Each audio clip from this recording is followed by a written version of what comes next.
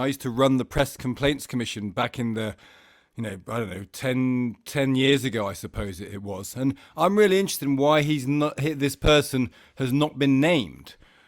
Because I think you can make a public interest case if this character has been suspended. At some point, it's going to become obvious.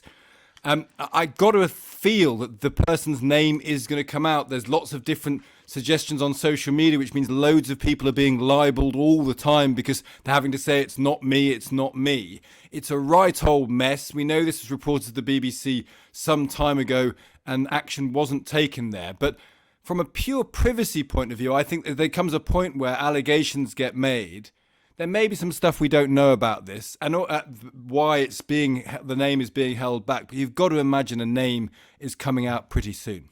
Yeah, indeed. And now that the presenter in question has been suspended, it becomes, you would think, just a matter of time before their identity becomes known. And it's already swirling around on social media. But I guess it is a dilemma for the BBC because, of course, many high-profile media figures have allegations made against them.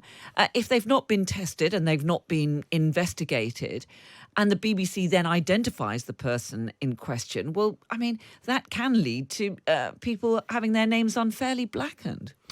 Yeah, and I can't see the BBC naming them. I think the BBC will try and hold the line that this, until, as you say, something happens, i.e.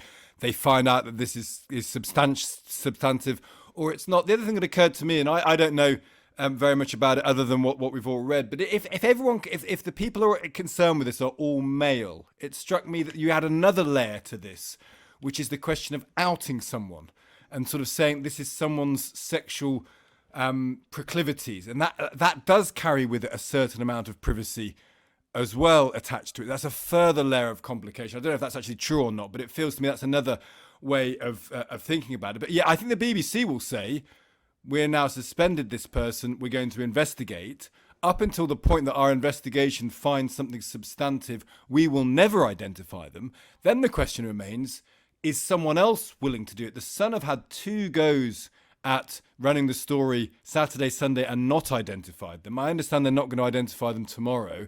I'm not sure anyone else can do because they've not got the story. They've not seen whatever it is the Sun has seen.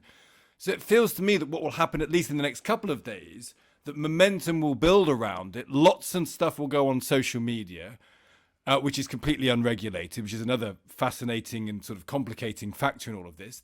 Does there become a critical mass point, Carol, where the person is named so often on social media, it becomes farcical to pretend that no one knows who it is? That's another thing that happens all the time in stories like this, that the name gets out there to such a wide extent that ultimately there is no privacy anymore because everybody already knows their identity. It feels that this is where it's going, and then the questions will be about how have the BBC handled this properly, bearing in mind the tradition of Savile et al., which no doubt will be preying on Tim Davies' mind at the minute. Yeah, and I'm sure that in due course people will be looking back at that review that was carried out into the way that the BBC handled the Jimmy Savile story, and people will be saying, well, did they follow up on all the recommendations that were made there?